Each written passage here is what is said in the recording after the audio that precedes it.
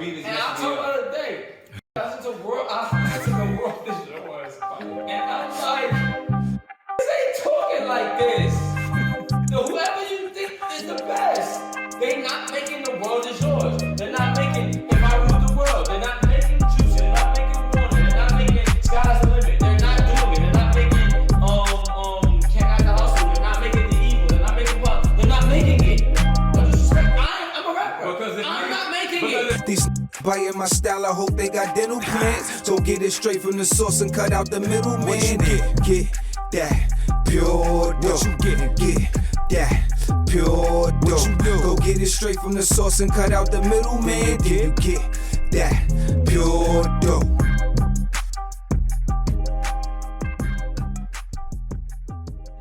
And I told her today, I said the world is yours. And I'm like, this ain't talking like this.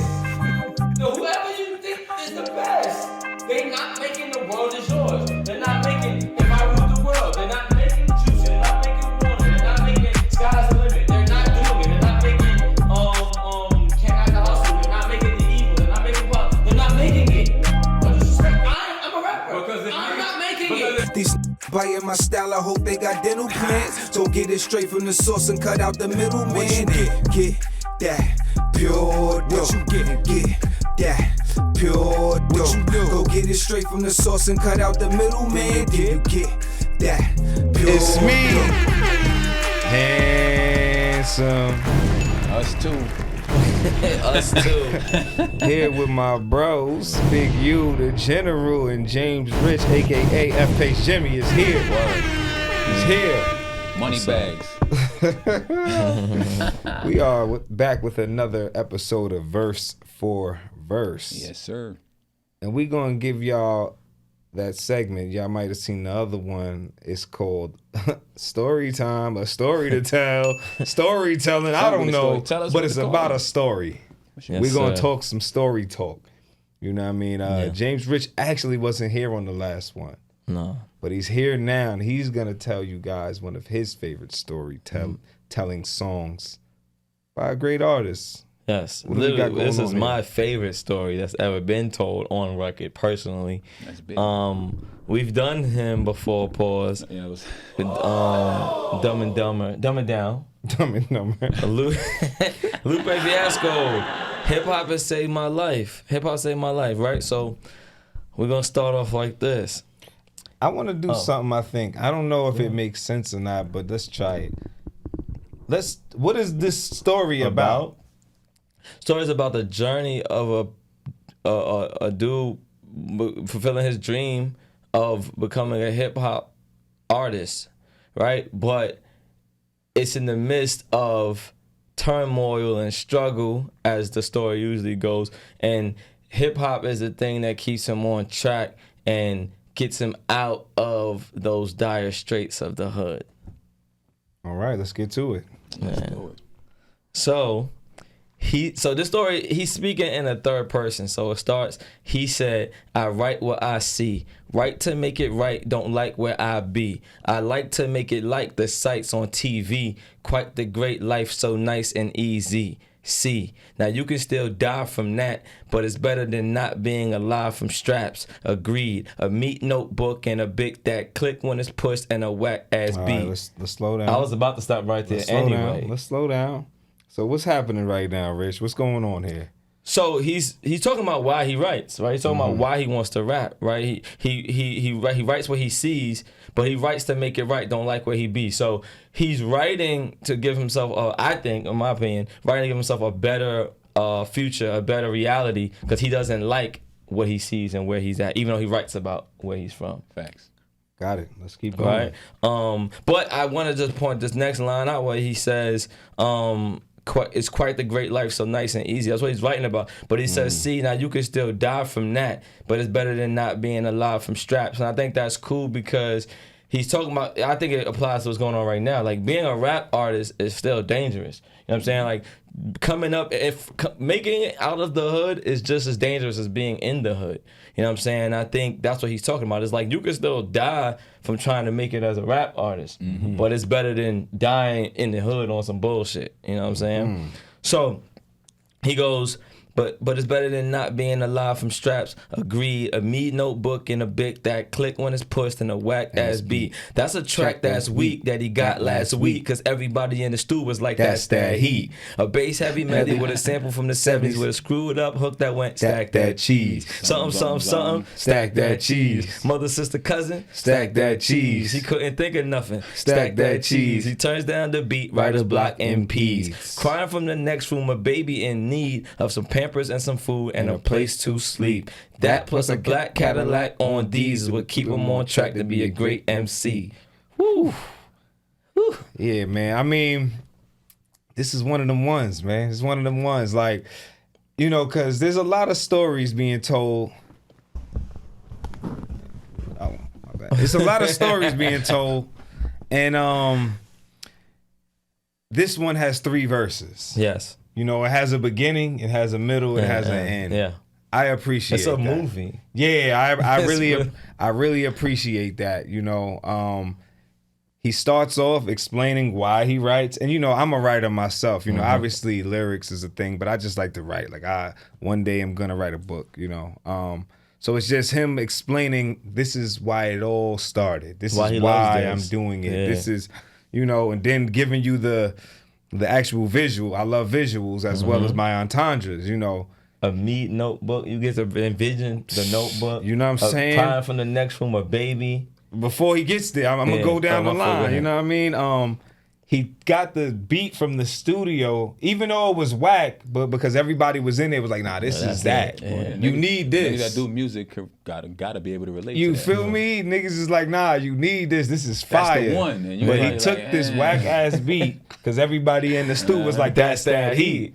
Yeah, something. Stack that cheese. Because it had the sample. And then it was perfect timing when he wrote this. Yes. This is how niggas was rapping. That's the type of music that was being made. It just had a little sample and stack that cheese. He couldn't think of nothing. That was probably the beginning of the time when they was giving niggas the beat with the hook and like right. It was giving you what's like, hey, this is a song, and now you just gotta just write. And some I think bullshit. he's also speaking to the idea of like how basic the concepts were that they want it in a rap song, right? He wants to write what he see and make it right, but he's like, just stack that cheese, bro. That's all we want. Because that's mother, catchy. Sister, mother, Get to sister, the catchy cousin, part. whatever. Stack that cheese. Get to the catchy That's part. it. You know what I'm saying? I think, you know, so then because he likes to write and they give him this whack ass beat, this simple thing, he now gets writer's block. I don't know what to write to this. This is not what I want to do. What do we do with this? Right. He turns down the beat, writer's block impedes. And then, so crying in the next room, a baby. So he has a newborn child crying. Yes. He's trying to write raps. He can't. He's just his baby needs Pampers and food and a place to sleep. Yeah. But look at the juxtaposition, right? He says that plus a black Cadillac on these will keep him on track to be a great MC. So it's like the struggle, but also the dream is what keeps him focused. Balance that. Yes. Crazy.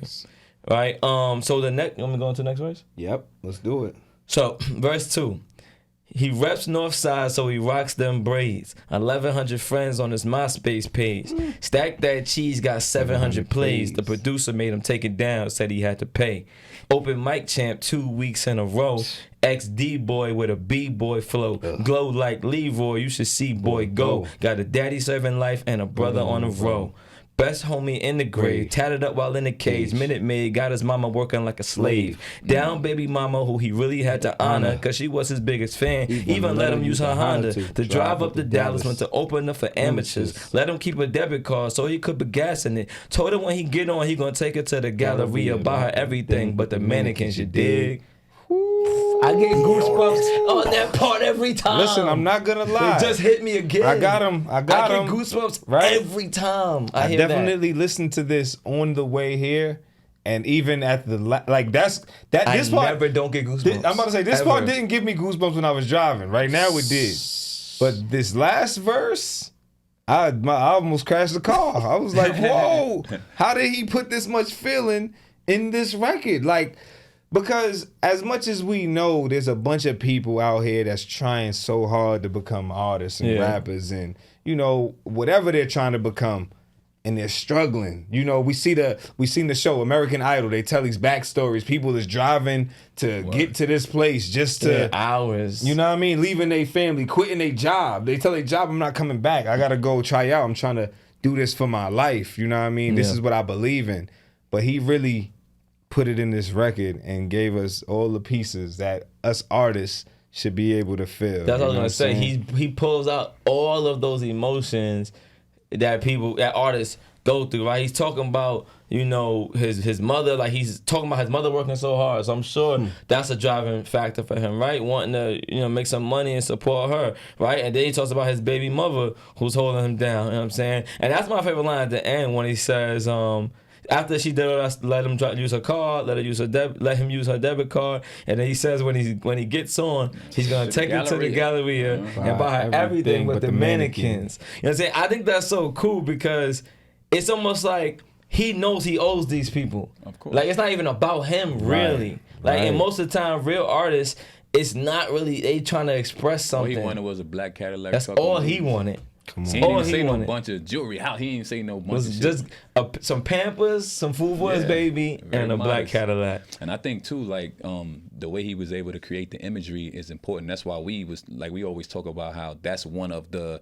premier things in being a dope MC is being able to paint those pictures. Because if you can't do that, you know, he's talking about going to open mics, driving, like, you know what I'm saying? It's just crazy. You know, let me just move on to the last verse. Right, so verse 3, this is different.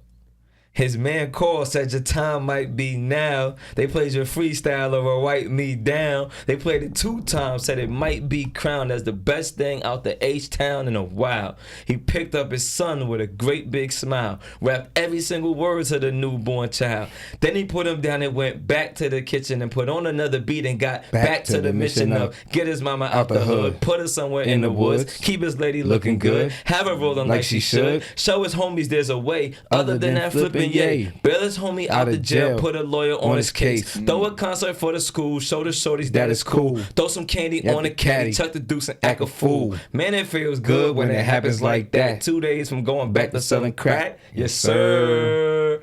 One you never. But look, go ahead. I want to talk about this. Nah, man. You know, like I said, this story was told. Almost to perfection.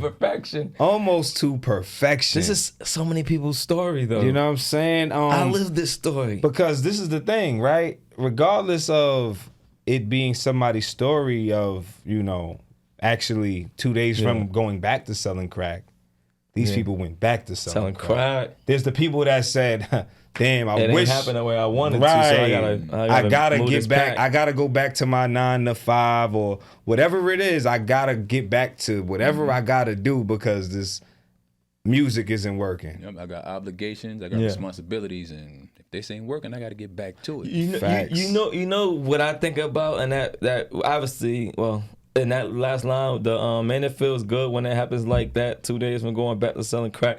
I love that part because it sounds good, right? Like this is dope that it happened, but you almost feel like the despair of thinking about having to go back. Like it's almost like I was about to go back. Like I'm about to give up, pretty much. It also shows though his mindset. He's very compartmentalized because he gave himself a time limit. Yes. He said, if this rap shit don't work by such and such a date, it's back to doing what I gotta do. And a crazier part of the story, if y'all understand, right? A lot of people might miss it. It started off with him with the whack ass beat with Stack That Cheese. The producer said he had to take the song down. Yeah, so that was actually bubbling, but producer made him take it down. Made him take it down. It'd never be what you want it to be. That's a fact. You know what I mean? Just called him out of nowhere. Yo, they just played your freestyle over Wipe Me Down. It's up, bro. It might be crowned as one of the best freestyles out the H-Town in a while. Come on, bro. But I gotta talk about this because I gotta say, well, I know y'all heard it, but like you said, the visualization, right? He picked up his son with a great big smile, rapped every single word to the newborn child. But then he got to get right, because now he's hyped. Yeah. He's like, now I got to make it happen for real. So then he gets into all this other stuff about back to what he's doing it for, right? Like, he put another beat on and got back to the mission to get his mother out the hood, put her in the woods, keep his lady looking good, have her rolling like she should, show his homies there's a way, other than the flipping yay. Think about all the shit he has to do, because that's the pressure of a nigga making it out. And just not just that it's the pressure, but I always say that people need to find their whys. Because a lot of people struggle. Life's not easy. Life is tough. Shit come at you, knock you down, whatever. But if you have those whys, he had a whole list of them. As long as you keep, that's why some people say write them down so you look at them every day. Like he had it all lined up. So and man, it feels good when it happens like that, because it don't always happen like that. Man, it gave me chills. Just the man, it feels good when it happens like that.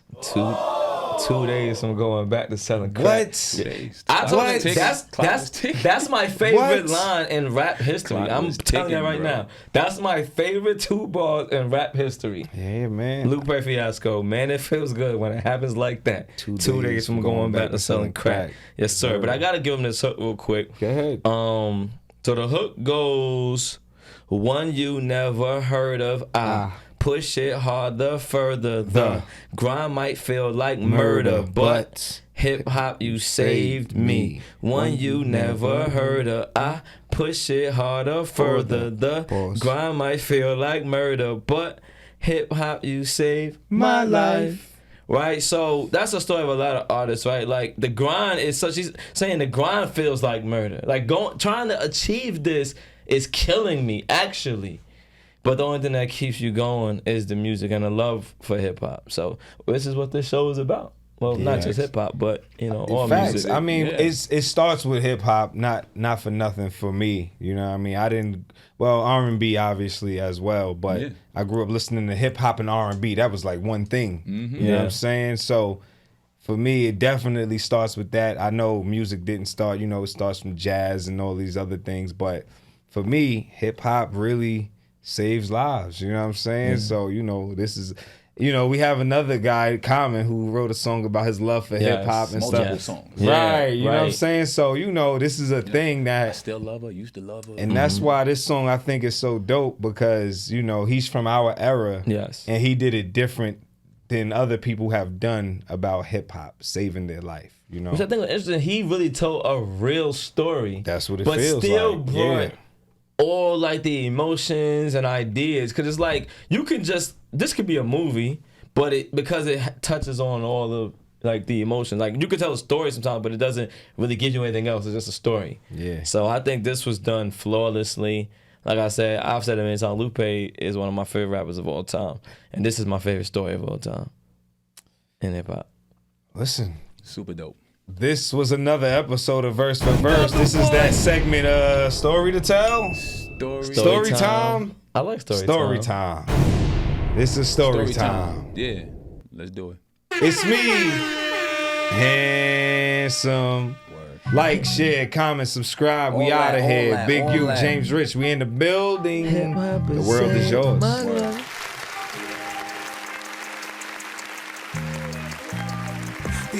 Playing my style, I hope they got dental plans. So get it straight from the source and cut out the middleman. Get that pure dope. Get that pure dope. Go get it straight from the source and cut out the middleman. Did you get that